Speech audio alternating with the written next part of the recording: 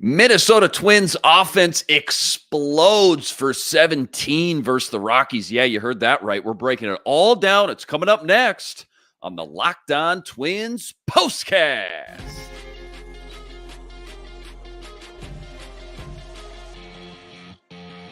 You are Locked On Twins POSTCAST, part of Locked On Minnesota on the Locked On Podcast Network.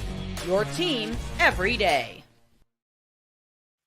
What's up? What's up? We're back in the lab, back at it. Another Minnesota Twins postcast episode right here on the Locked On Sports Minnesota Network. You got myself, Luke Inman, at Luke_Spinman. That's the man, C.J. Baumgartner, Twins expert over at Zone Coverage MN. He's on X at BaumCJ30. I should have that memorized by now. CJ, before we jump into all the action from today, quick reminder, today's episode brought to us by FanDuel. Make every moment more. Right now, new customers, you're getting $150 in bonus bets with any winning $5 bet. That's $150 in bonus bets with any winning $5 bet. Go to FanDuel.com/lockedon today to get started. Okay, man. Twins trying to take the series versus Colorado today. You got Pablo Lopez on the mound, game 3. He goes 5 innings, 5 hits, 5 Ks, 2 earned.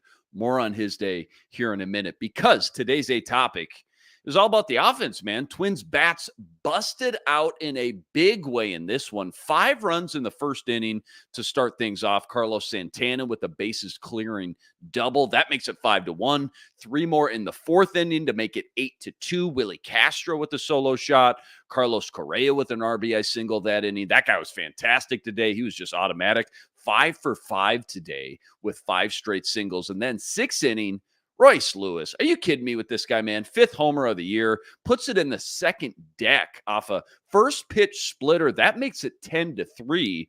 Rockies, though, they wouldn't go away. 2 in the 7th, 2 more in the 8th off Okert and Thielbar, who, remember, he had a really rough night last night as well. So they send in Duran an inning early for damage control. He gets the job done. And then the Twins, bottom 8, make up for some lost time. They score 7 more in the 8th, and that was all she wrote. Twins win game 3. They take the series 36-32 on the year now. Let's talk Pablo here in a second, but first, biggest takeaways, kind of 8 topics from game 3 versus the Rockies. What do you got? Just a weird game. It was a weird game overall. There was a lot of offense. It felt the Twins won by 9 runs, 8 runs, whatever it was, but it still felt close. Like you talked about, got within 2 runs at a time. But also there was never really a point where I felt like the Twins were going to lose this game. Overall, just a weird one. But, and like we were talking about before we hit record, like this offense put up 17 today. And over the last couple of games, kind of felt like that offense had been slumping, and then they kind of break out the bats with a big game. And then when you average it out, it looks all right. But then if you kind of watch on a day-by-day basis, it's very hot and cold. And it's like they were in the first half of last season as well. But yeah, just the individual performances today. Everybody had a good day, I think, overall. Even guys like Kyle Farmer, Manuel Margot.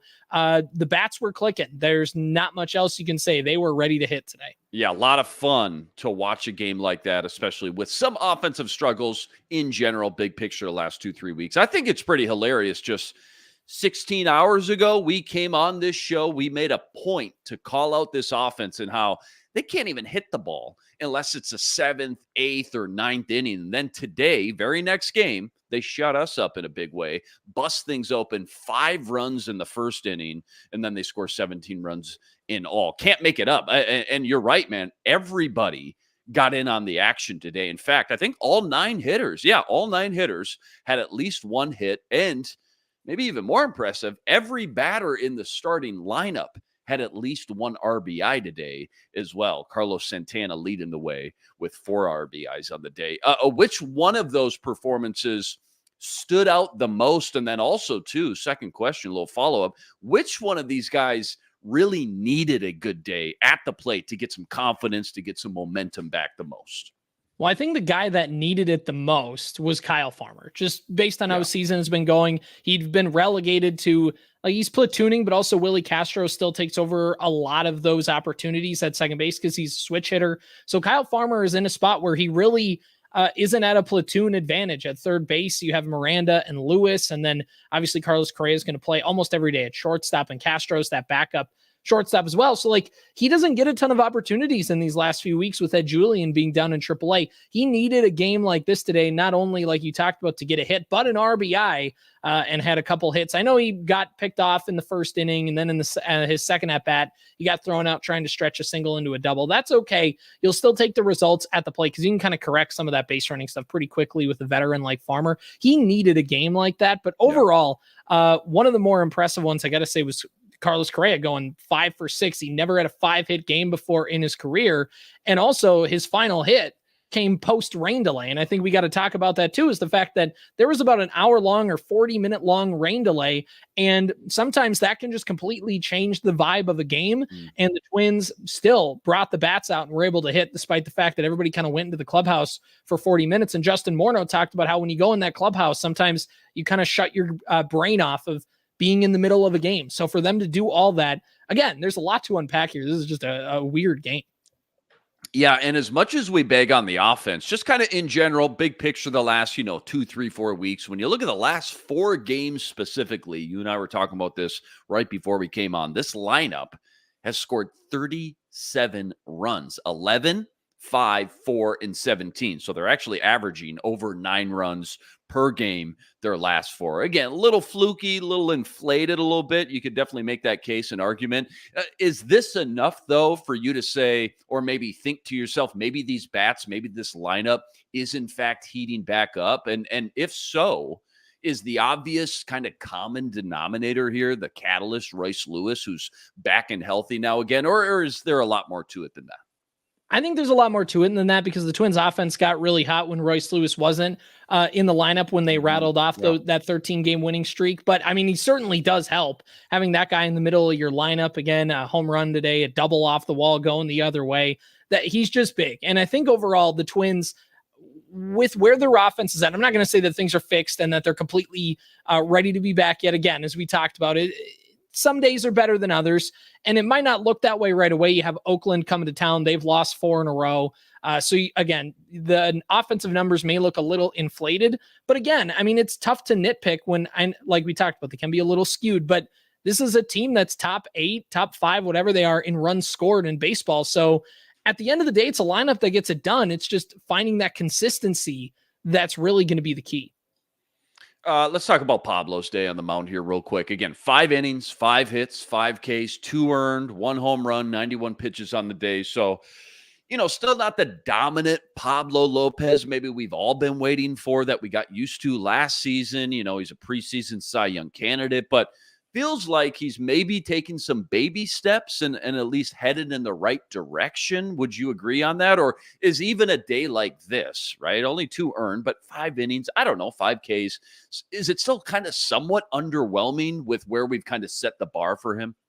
Yeah, I mean, it's a little underwhelming with where the bar is set. I will say, if you take his last 3 starts, obviously there's the blow up in New York, but he had a really great outing against Houston. So the glass half full perspective is that. The glass half empty perspective is, he still had, despite pitching 5 innings, had 6 hard hit balls against him.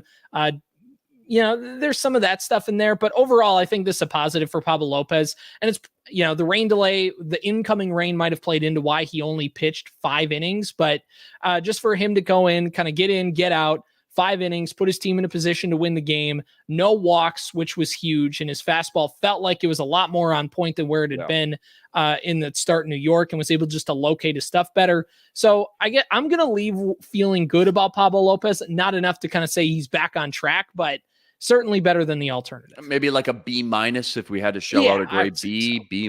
Yeah. And, hey, it's always great to score 17 runs, but you got to think more nights than not, you're probably not winning when you give up 9 runs yourself. So on another day, again, when your ace is starting, you give up 9 runs. What's the temperature like, I guess, in the bullpen right now, given the last few outings we've seen?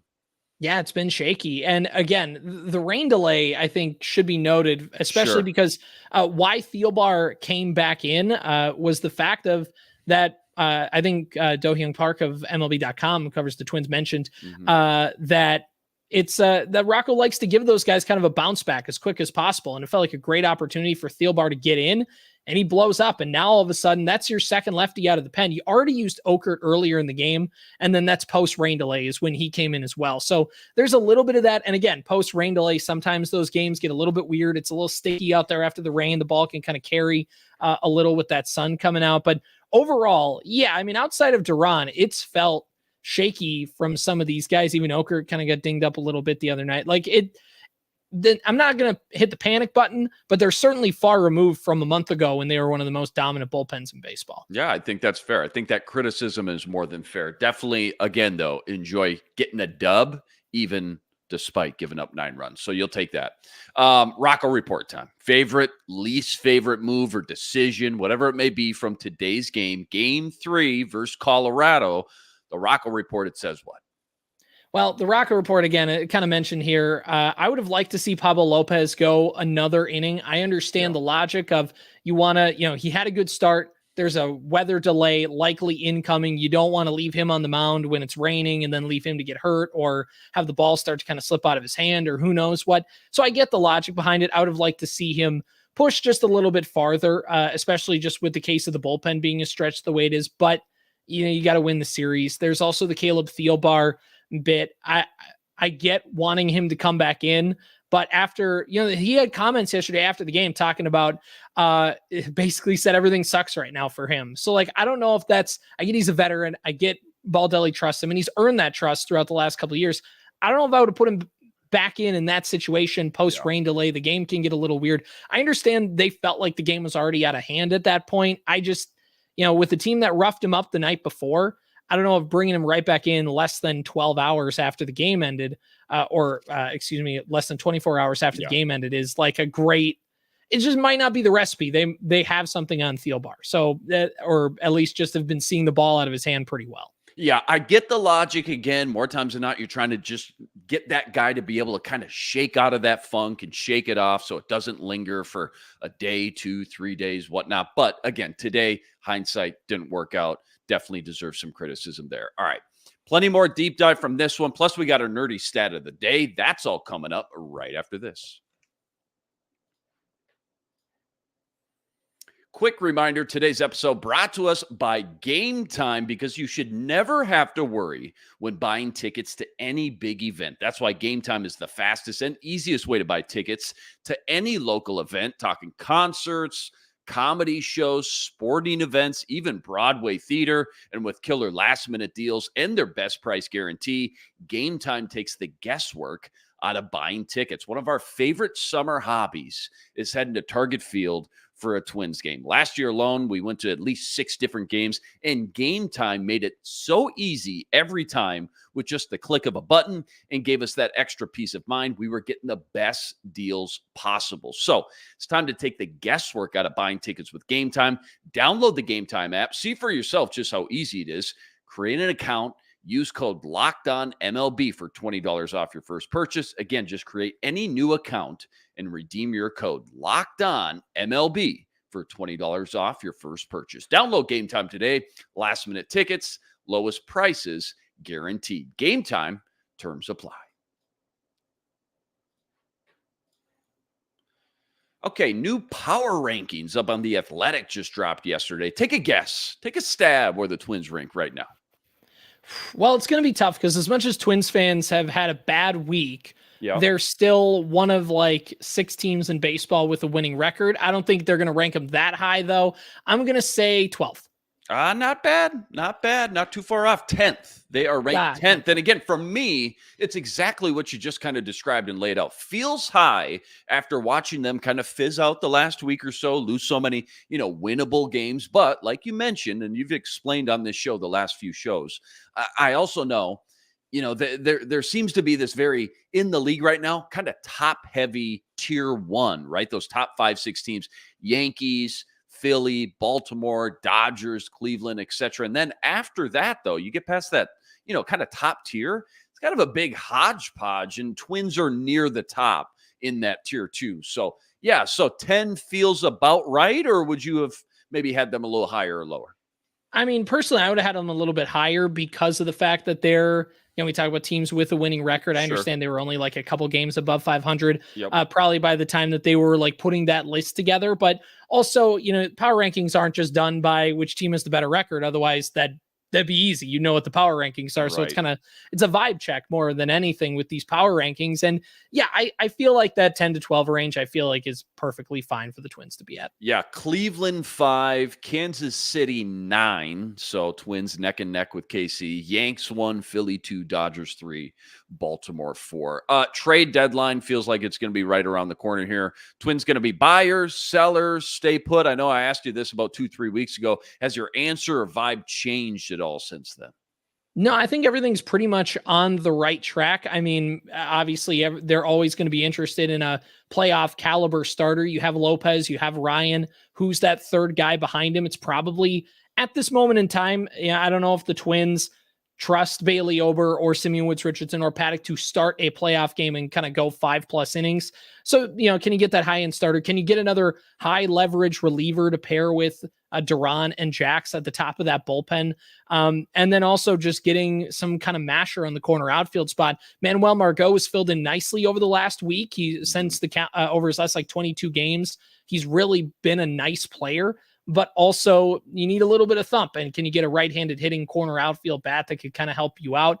I still think those are all of the possibilities for the Twins right now. Again, their infield set, their catching position is set right now. So the only way this team can really add from the lineup is probably at that corner outfield spot. And it doesn't really have to be a righty. It could be a lefty too, but it's kind of been their need for the last couple of years. And it kind of stands to reason that they can need that now. One name, and I'm not sure why, maybe you can help me out here, that keeps getting linked to the Twins along with 8 other teams. So keep that in mind, take it with a grain of salt. But is there any chance they would be in on the Pete Alonso sweepstakes?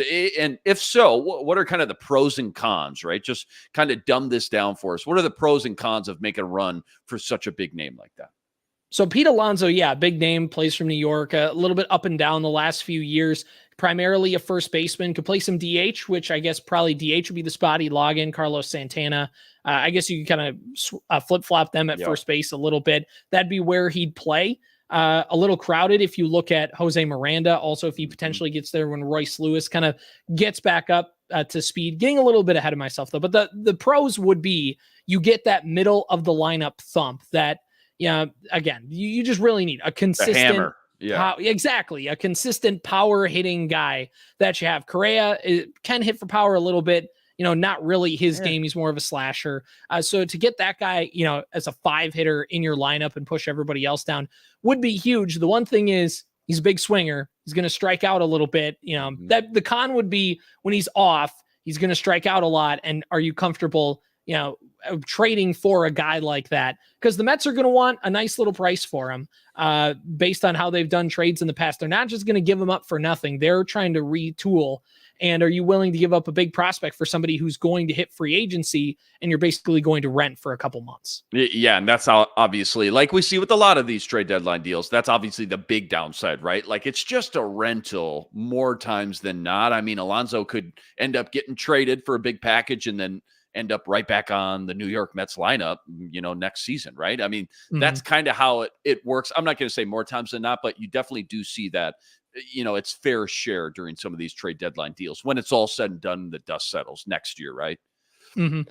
Yeah. And the team that this is the thing, the team that typically trades for the veteran to help them on a playoff run, they're almost always going to not lose the trade, but they're almost always going to be seen as kind of the downside in that trade. Case in point, the Rays trading for Nelson Cruz in 2021 made so much sense to them. But everybody talks about how the Twins are getting 6 years of Joe Ryan and all they gave up were 2 months of Nelson Cruz. Right. The gamble is if you get a deep playoff run and they're valuable for you, if you're the Texas Rangers, you oversold buying Scherzer and buying Chapman and getting some of these guys, but you won the World Series. So at the end of the day, who cares? That's the trade-off. Yeah, definitely pushing your chips all in kind of move for sure. And it's kind of one of those kind of boomer bust kind of things. You win the World Series, nobody's going to bat an eye. Who cares? Kind of like the Rams, right? The LA Rams, They went all in. They traded all their future picks, got Jalen Ramsey, Matt Stafford, and a whole slew of guys, won the Super Bowl.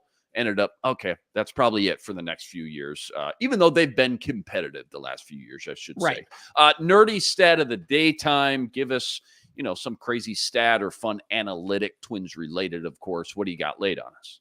Well, I wanted to find some kind of stat about Carlos Correa, 5-hit game. Who's the last Twin to do that? I couldn't quite find that on the quick Google search, but I'm going to pivot because who doesn't like talking about Royce Lewis? Royce Lewis has only played 78 career games, which is crazy. 78 career games, 79th today. But if we go, not counting today's game, and those numbers are going to go up with how good they are, Baseball Reference has his career averaged out to a 162 game season. So if you take all these numbers and project them onto a 162 game season, Royce Lewis would have a 309 batting average, a 938 OPS, and he'd hit 44 home runs, 131 RBIs, and have an OPS plus of 157.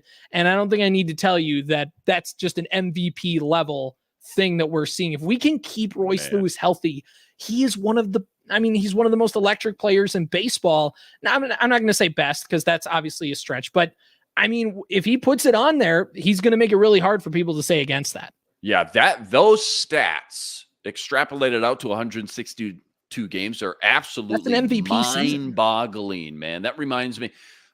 Remember when Buxton was putting up these crazy numbers, the WAR numbers? He was top 5 in the league in WAR, wins above, and one of those things where it's like this guy's just so valuable to the team when he's on the field. Just got to stay healthy. Feels like a theme, I guess you could say, with the Minnesota Twins the last 5-10 years. All right, don't go anywhere. We got to preview Game 1 versus Oakland tomorrow. That's all coming up right after this. Quick reminder, today's episode also brought to us by FanDuel, America's #1 sportsbook and official sportsbook partner of the MLB. Right now, playoff time in the NBA and NHL, not to mention baseball, obviously, in full swing. That means FanDuel is your #1 place to be to bet on all the action. Right now, new customers, you're getting $150 in bonus bets with any winning $5 bet. That's $150 in bonus bets with any winning $5 bet. Plus, you can always bet on everything at FanDuel. Slap shots, home runs, slam dunks, you name it. They got it. FanDuel's got it all on the app that's safe, secure, and easy to use. So what are you waiting for? Visit FanDuel.com/lockedon. Make your first bet a huge win. FanDuel, America's #1 sportsbook and official sportsbook partner of the MLB. Okay, new homestand starts tomorrow, taking on Oakland. Joe Ryan on the mound for this one. Ace sitting at 26-43 right now, so you get them for 3 in a row, all at home. Just feels like, hey, if you're going to get hot here, kind of go on a little run before the All-Star break, you got to start taking, at least 2 out of 3, it feels like, in these types of situations in series pretty consistently now. So what's the preview, I guess, for Game 1 with Joe Ryan on the mound? And what else are you looking for in this series as a whole?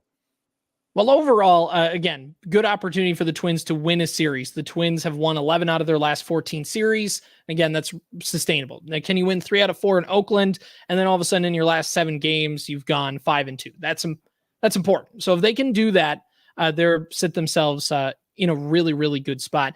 Overall, what I'm looking for in Joe Ryan is, again, just keeping the ball in the ballpark. This isn't an Athletics lineup that is really going to hurt you. They've scored 246 runs coming into today. That puts them like 3rd worst in baseball, only behind Miami and the White Sox. When you look at how many home runs that the Oakland A's have hit, they've hit a lot. Despite the fact of their low run production, they've had 79 home runs coming into today, which is top 5 in baseball. So can Joe Ryan keep the ball in the yard? And really, that's the thing for all of the Twins starters throughout the series, is just keeping the baseball in the ballpark. And if you do give up that home run, have it be a solo shot. Don't let it happen with base runners on. And former Twin Brent Rooker, who's the best player on the Oakland A's, he'll probably be their all-star again. It's awesome to see him kind of have that turnaround and get that chance, but because it was like his 4th team in 2 seasons. But those are the things that you'll want to watch out for if you're a Twins fan for the next 4 games. Yeah, really good stuff there. Good breakdown. I keep thinking about your nerdy stat, man. Royce Lewis. Let's just end on this here because those stats are just crazy. Is Royce Lewis then on a superstar, quote unquote, kind of projection and trajectory right now. Like those numbers he's putting up, again, you mentioned it, small sample we've gotten, but you look at some of the paces he's on in this trajectory.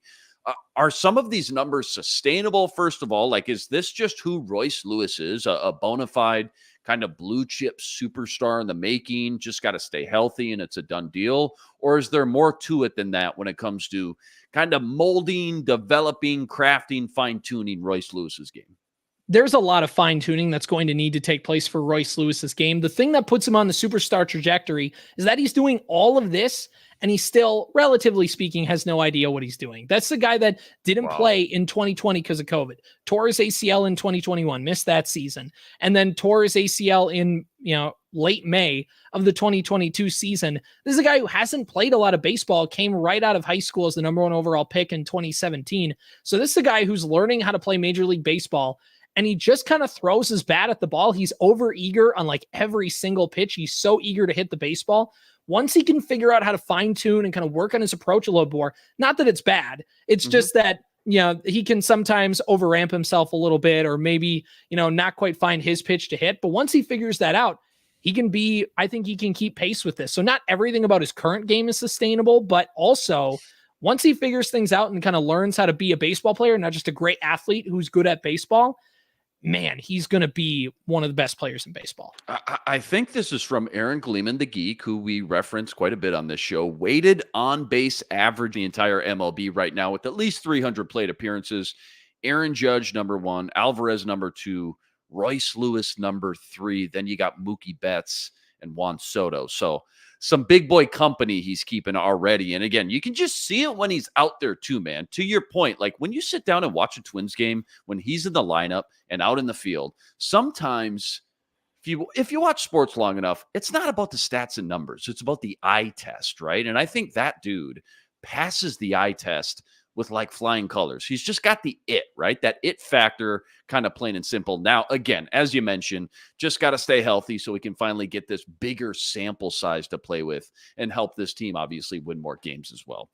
Good stuff, man. As always, fun game today. Twins offense explodes. 17 runs as they take the series. 7 more at home in a row. Oakland on deck tomorrow. Joe Ryan on the mound. First pitch for that one, 6:40 p.m. As always, huge shout out to everybody that joined us on the stream. Rest assured, we'll be back each and every game, same time, same place, right here to break it all down. And quick reminder, got to go check out all CJ's work on Twitter at BombCJ30, plus all the work you're always ripping up over at ZoneCoverageMN.com. Anything new as of late? I always like to ask you once every 3, 4, 5 games. Anything new as of late you've been working on Twins related we can go check out?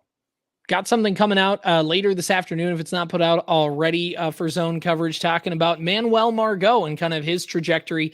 And of course, I'm glad I didn't have it ready to go for the day before because he dropped that fly ball and didn't look that great, but he had a couple hits today, was a big part, again, of the Twins win. So talking about Manuel Margot and kind of that Michael A. Taylor replacement, how he's kind of actually filled that role despite the fact of how poor he played in the first month. Yeah, love that. That's awesome. Can't wait to check that out. And if it's not too much trouble, go like this video, subscribe to the channel, help us get to 8,000 subscribers. We're so close now. That's always much, much appreciated. All right, that'll do it for us today. CJ Baumgartner. I'm Luke Inman on Twitter at Luke_Spinman.